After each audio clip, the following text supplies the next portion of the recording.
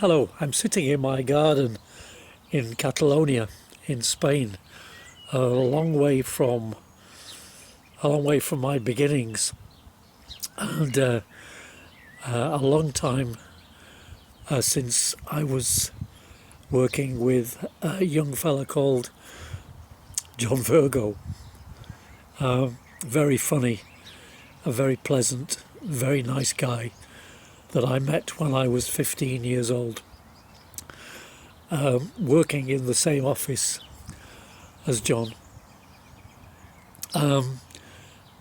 He's about 4 years older than me. I'm 75 now, and had a career in music, and just recently written my autobiography called My Life, My Music,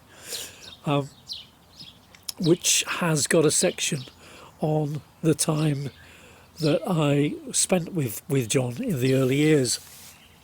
And I'm going to tell you a little bit about that time, and probably a little bit of his life that you don't know about.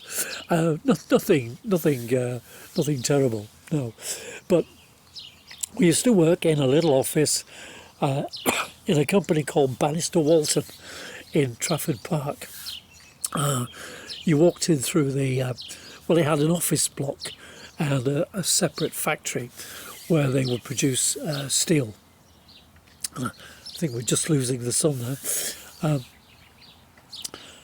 The office block had it was quite ornate, with an entrance door with windows on either side, so quite, aesthetic looking. But you walked in through the main door and there was a long corridor. On either side of the corridor were offices, and there were glass partitions, so you could see into the offices and see what people were doing.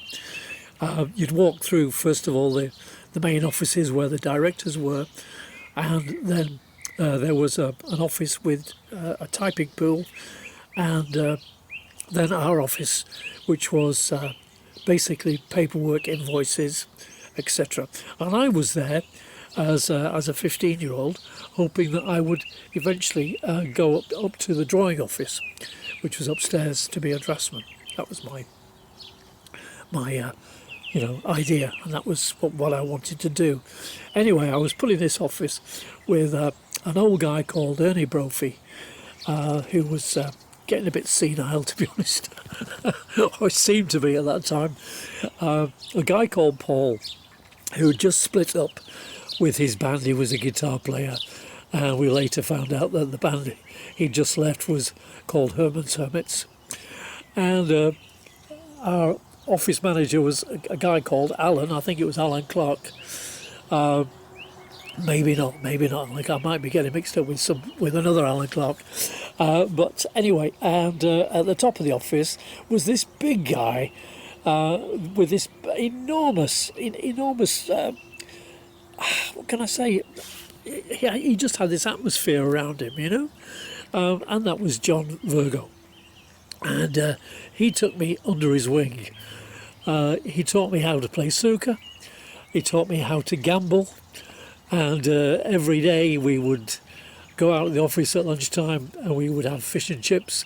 We'd go in the pub in the Trafford Park Hotel, have a pint, play snooker, and on the way back go in the betting shop and kind of put a couple of bets on the GGs.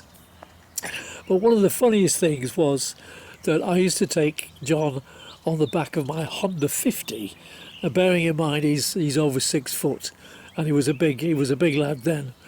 And he used to go on the back of my Honda 50 with his snooker cue in his hand, and we'd go off and we'd go to some of his early tournaments in the Salford, Manchester area. It didn't last very long, my association with John. I moved on. Being a young kid, I wanted to improve myself, so I moved on to another company in Trafford Park and lost contact with him, not knowing that one day he would be an international superstar. I just wish that in the meantime, over the last 60 years, I would have been able to make contact with him again, but sadly it's not happened. But please, there's more in the book. My Life, My Music by Norman J. It's available on Amazon. It's about my life, my trips behind the Iron Curtain, and my life in general.